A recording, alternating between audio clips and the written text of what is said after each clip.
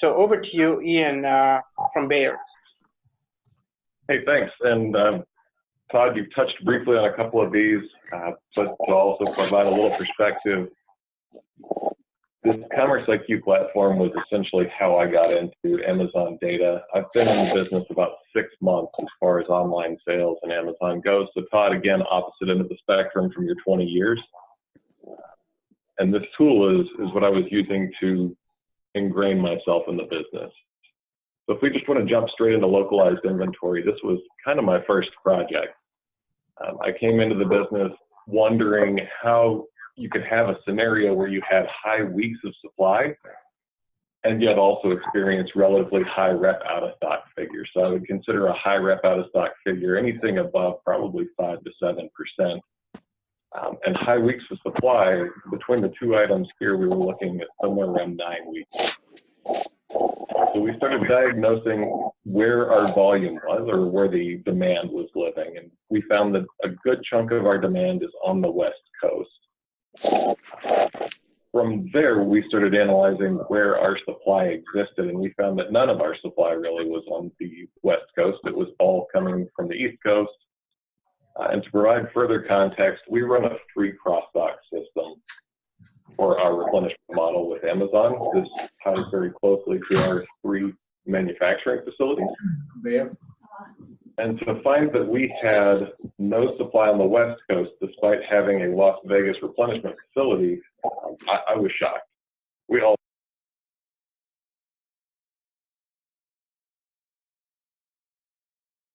orders, and we were seeing no orders, and we're fairly perplexed by it. So again, we've got this strange combination of symptoms, and we're able to work with the SBS to figure out kind of what the key drivers were. So if you want to advance to the next slide.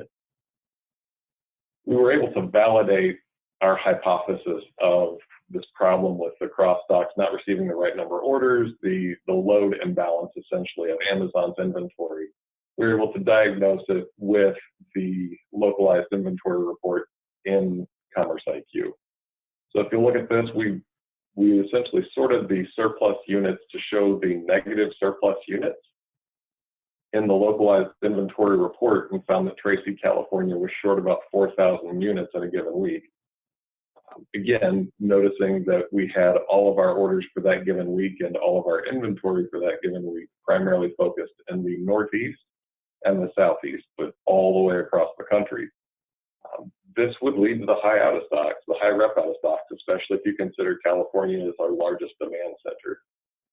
So again, crystal clear diagnosis of where we have a problem. Yes, there's a problem. Hey, Amazon, we've got to come to the table and get this sorted out. And we had this. You can look down the list. I mean, this is a good chunk of our portfolio. These are our top items, and you can see that there's a CA after every single one of these items. So we clearly had a problem. So if you'll jump to the next slide. What we were able to do was negotiate with Amazon in our January discussions of trade, and come to the table with essentially a bargaining chip that said, look, you're charging us for a supply chain that is broken, and we're having to spend a lot of our money and a lot of our time fixing your mistake. But by fixing it, you will find substantial benefits in terms of profitability. So if you're looking for trade dollars from us, maybe now's not the time to ask. What we have managed, this is an ideal load inventory, the 30-40% across the country that you're seeing here. We're not quite there. Full transparency, we're not quite there, but you can see that our rep out of stocks have started to fall significantly. This year alone, we're down probably from a max again of about 4% down to about 2%. If you look back through November when I started on the business, we're down probably 500 basis points, which I would consider a huge success. In recent talks with Amazon, I've heard that this is something they can't fix. I would say that we're seeing reaction to the degree that it is something that they are at least willing to try and fix. So what this does is at the end point, it does provide an improved customer experience. If consumers in 90210, we'll take the only zip code that I know in California. So in 90210, if you were looking for inventory on a Thursday, or if you were looking for Miralax on a Thursday, there was a high chance that you wouldn't find it. It would tell you that this product is out of stock, available from third-party vendors, or just shut the page down. Conversely, if you were on the East Coast, you could find this product. So now that customer in Beverly Hills can find their Miralax. Overall, we've got shorter DLT because we are now using all of our warehousing in order to reach Amazon's fulfillment network, so those cross docks. Our lead time has come down to Moreno, and it has come down to Memphis because we are now using our Memphis and Las Vegas facilities to replenish these warehouses. And overall for Amazon, it's a reduced fulfillment cost to service their customers. So I'll pause here. Do we have any questions on the localized inventory tool, or is this something that everyone's using? Yeah, we're just unmuting everybody. There we go. Yeah.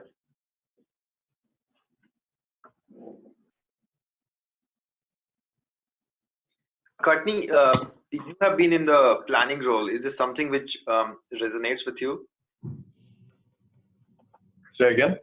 No, I'm asking a question to Courtney. I see she's on the call, and she has been in the planning role. So I was just curious if this use case resonates with her, if she has any comments or questions on this.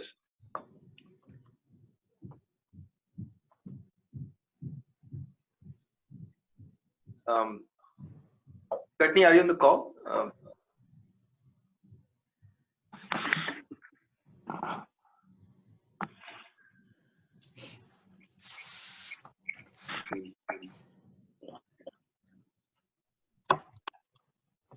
Excellent. So yeah, just to kind of get going, this was a great tool in terms of bringing Amazon to the table. This is, I've been on Walmart for a long time, and I live in Bentonville, Arkansas, and to get Walmart to the table is not a substantial challenge. You can usually get a meeting. If you have a meeting where you're talking about improved customer experiences and reduced fulfillment costs, you can bet that you'll get a conversation with them. Amazon, this is my first experience with a customer that was not really willing to come and talk and address challenges in order to find improved profitability. So without this tool, I'm not sure that we would have been able to have that conversation. And I can promise you it would be substantially more challenging to find this issue and truly diagnose it to the root cause without the localized inventory snapshot. So Ian, this is Surya from CommerceIQ.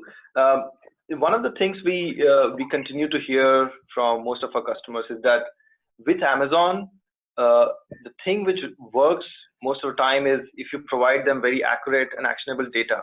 They are as data hungry as anybody could be. So is that something that you also see when you talk to your vendor manager or in-stock manager, that more data-driven discussions yield better results? Is that something that you can comment on? Yeah, I'd say that's very accurate. And to build on it, I would say that bringing actionable, deep and accurate data will get you the reward of more data. For instance, we were able to figure out the exact inventory levels at each fulfillment center. For 180 fulfillment centers, which we don't get a snapshot of in ARA. It's essentially given data. We were able to get insights and data specifically around each customer order to figure out how many units were going out to each consumer. We got order, day level, order number level data across the country. A massive data download, but in a world where data is becoming more and more valuable, we looked at Amazon's providing us with that information as a great sign of partnership.